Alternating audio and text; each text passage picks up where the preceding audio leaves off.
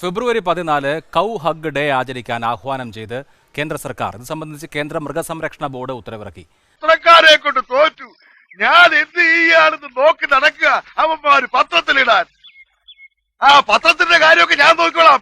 ഓടാ, പെട്ടെന്ന് പോയി അവനെ പിടിക്കേ. എന്താ പത്രം ഒന്ന് വായിച്ചിട്ട് തന്നെ കാര്യം. എടാ ഒന്ന് വായിക്കടാ, ഞാൻ കണ്ണാടി എടുത്തില്ല. ആദായ നികുതി ഇളവ് രാഷ്ട്രീയ രംഗത്ത് വടമതി ഇതെവിടെ കിടക്കുന്നു? എന്താണോ ഞെട്ടുന്നത്? ഞെട്ടിക്കുന്ന വാർത്തയാണ് ആശാനെ. ആ എന്താ പെട്ടെന്ന് വായിക്കേ.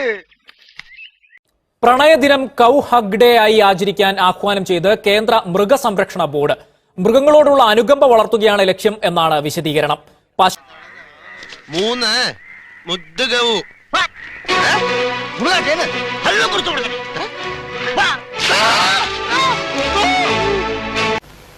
എടാ വിജയ,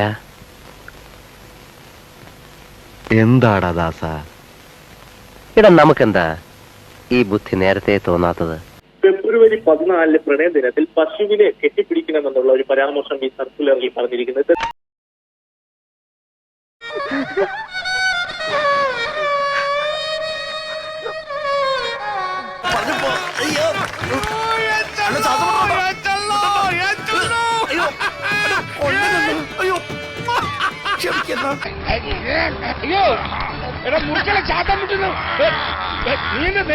അയ്യേ, അഭ്യസ്തവിദ്യരായ ഞങ്ങൾ പശുവിനെ എന്നൊക്കെ പറഞ്ഞാൽ വേറെ പദ്ധതിയില്ല.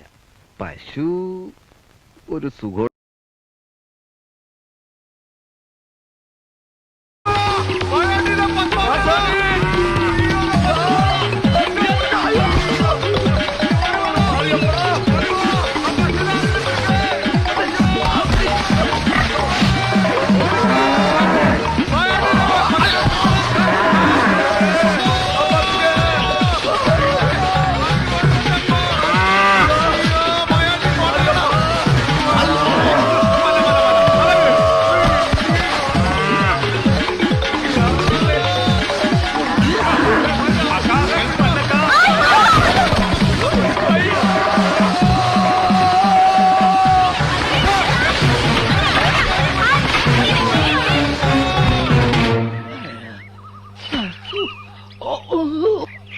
அப்பா,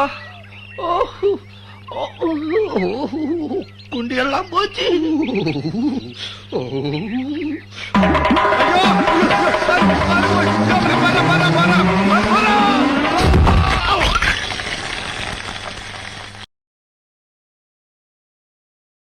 എന്നെ കൊണ്ടൊന്ന് പറയിപ്പിക്കരുത്.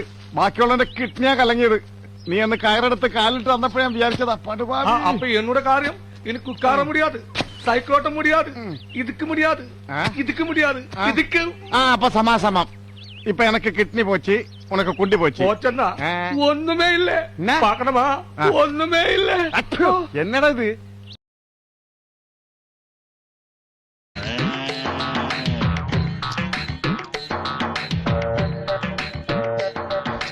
ഒരു ചുവന്ന ഷർട്ടുകാരൻ മതിലിയാടി പോണ കേട്ടോ. ഒരു ചുവന്ന ഷർട്ടുകാരൻ ചാണത്തിൽ വീണ ശബ്ദം കേട്ടു. പോയി നോക്ക് സാർ.